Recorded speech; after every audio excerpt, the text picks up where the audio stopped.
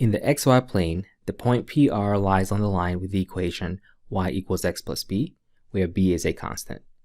The point with coordinates 2p, 5r lies on the line with the equation y equals 2x plus b.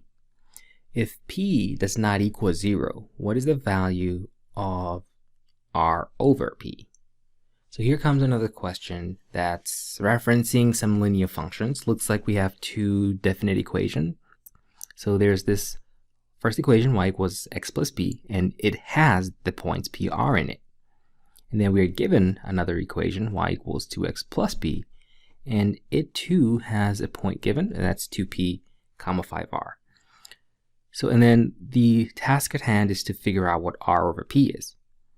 This p is not equal to 0, might be what we call miscellaneous information. Yes, it could be true, mathematically speaking, but do we actually need it?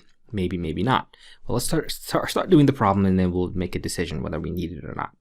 So if you have equations, like we've seen, given here is y equals x plus b, and you're given a point that lies in that equation, that's a definite invitation to plug those values in.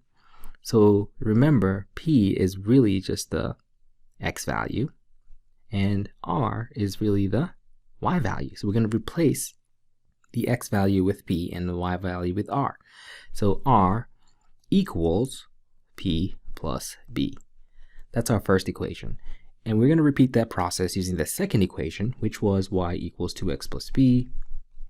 Of course, this time we're given the x value of 2p, so we'll replace the x with a 2p and replace the y with a 5r. So let's go for it. So 5r equals 2 times 2p plus b. We can actually do a little bit of cleaning up here. So we have 5r equals 4p plus b. The one thing that these equations have in common is, what I'm noticing is that they have a b in common. And we can actually focus on isolating b in this first equation. Over here, let's try to get b by itself. And we can do that by subtracting p from both sides, as shown. So those p's are going to cancel, and we'll know that r minus p equals b.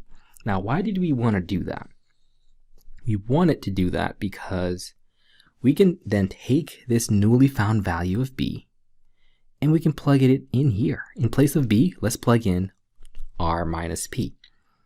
So we are going to have 5r equals 4p. Remember, in place of b, we are putting in the r minus p.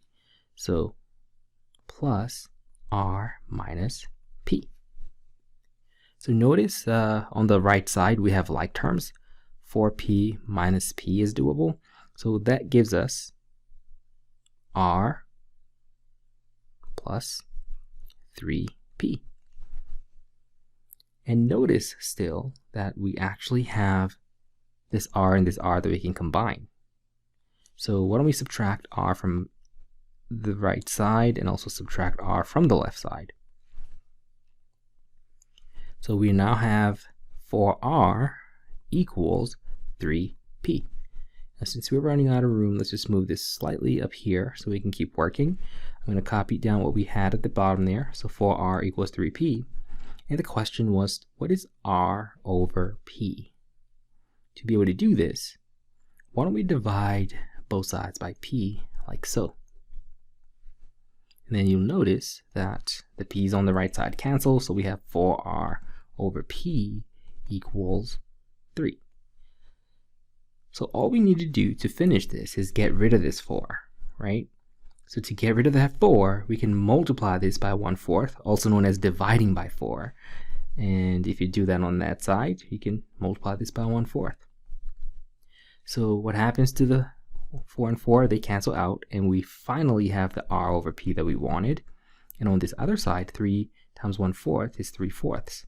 So r over p is 3/4, which makes b the answer to this question.